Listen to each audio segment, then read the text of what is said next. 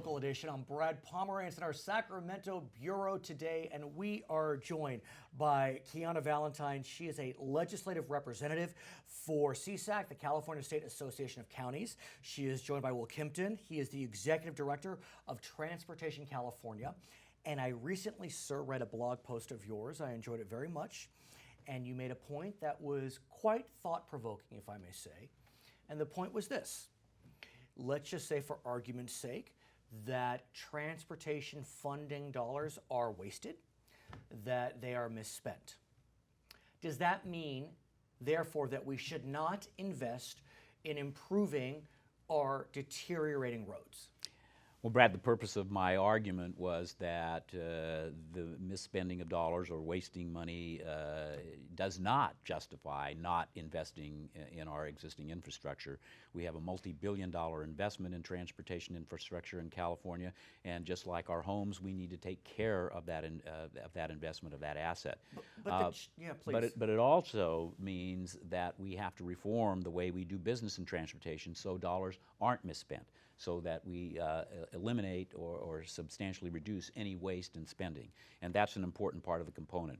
Revenues, but with reforms. The challenge becomes, though, Kiana, and you working with counties day in and day out, see that the initial argument does carry the day for some.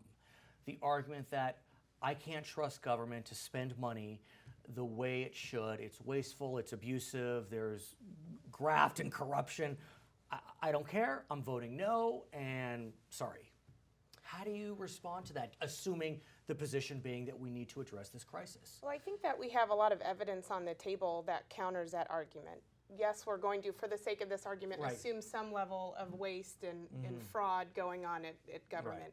But Proposition 1B from 2006, our $19.9 billion transportation bond, shows how effective both the state of California and cities and counties and other transportation agencies can deliver transportation dollars. There was a high level of accountability we've never seen before attached to bond dollars that we can replicate in any new transportation funding package. The voters were able to go onto websites, see exactly what promises the state and cities and counties made, and also at the end of the bond, exactly what projects were funded. And it was Project A was funded ultimately. But at the same time, we will also hear frustration from voters, from electeds that say, well, I voted for this bill, this initiative, to spend money on this project or to have money spent only on transportation, but somehow the funds get diverted.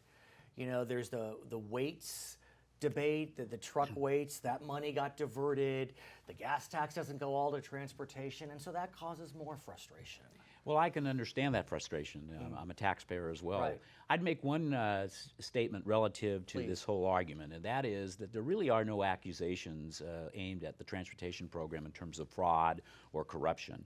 I mean, that's a very small piece of the issue, if it's there at all. Right, and your point's well taken. We are really talking more about the kinds of thing that you're speaking of, and that is that, hey, I voted for these projects and this tax or fee to go for that purpose, and it's not going there.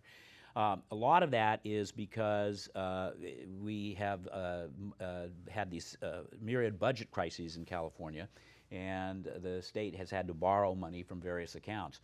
For example, gas tax revenues are protected by the Constitution. They can only be spent on transportation, but they can be borrowed. And that's what happens. And people think, well, wait a minute, my money is not going for what I endorsed it. So let's talk about the gas tax. Because the gas tax has not been raised in this state for over 2 decades. And 18 cents in 1994 is 8 cents today. And on top of that, I drive a Prius, which means I'm using less gas. And my neighbor drives a Lexus, or I misspoke, a Tesla, and they use no gas. And so where do we go from here when the gas tax is not increasing and we're driving less and we have more efficient vehicles?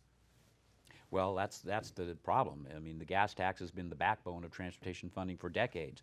As long as consumption was going up, as long as we were using more gasoline and we were driving more, we were getting more tax revenues. now, for the reasons you've cited, that's not happening. And so I think it's a two-part issue. One, we have some immediate issues that have to be addressed with respect to transportation, primarily taking care of our existing system. We're probably going to have to use the existing funding mechanisms to deal with that. Longer term, we're talking about something else, and we're going to have to look at new mechanisms for raising transportation revenues. So let me ask you, Kiana, about potential newer mechanisms.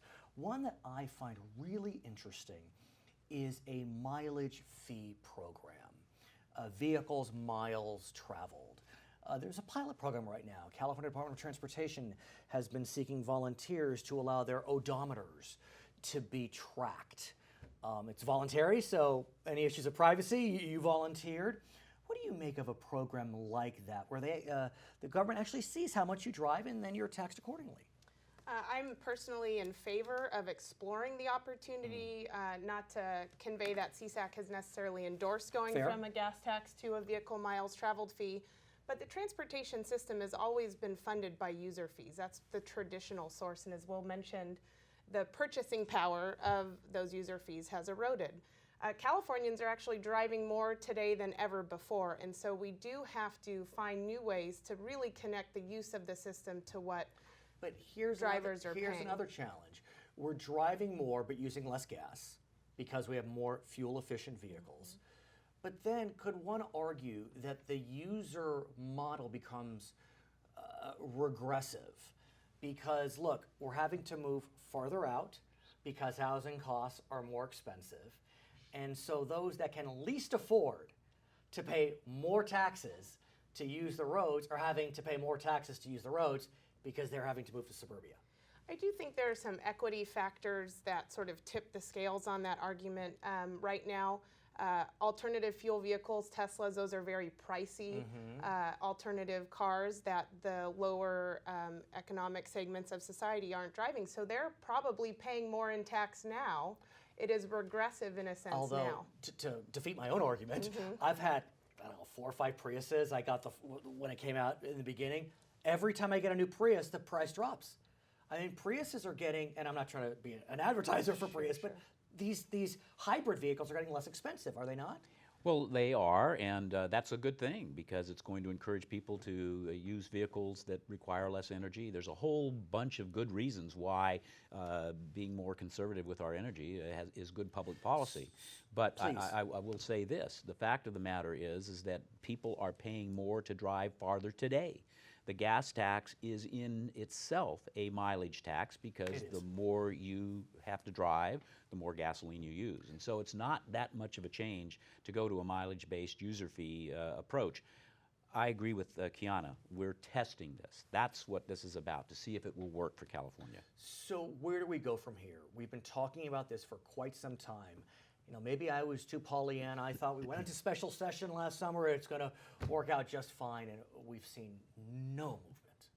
That's really the big problem from my perspective too, Brad. I just can't understand why we can't seem to get focus on this particular issue. It's critical to our state's economy. It's extremely important to our quality of life. Labor has come together. Businesses have come together. You've held rallies. Labor, business, government associations.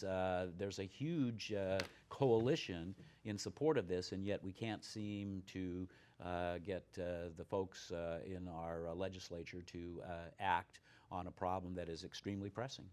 Please. The longer we wait, the more expensive it becomes to fix, and the more challenging it is. So to use the term that's probably been overused, kicking the can down the road just makes the problem that much more insurmountable. Do we see a solution in 2016? Well, I hope so, and we're focused on that. We really want to use the special session as a vehicle to be able to accomplish this. It is not and should not be a partisan issue. I think the Republicans are right to ask for reforms in the way we do business. The Democrats are right to ask for more revenues to fix the system. We've got to bring those groups together to effect a solution. He is Will Kempton. She is Kiana Valentine. I'm Brad Pomerance in Sacramento, local edition.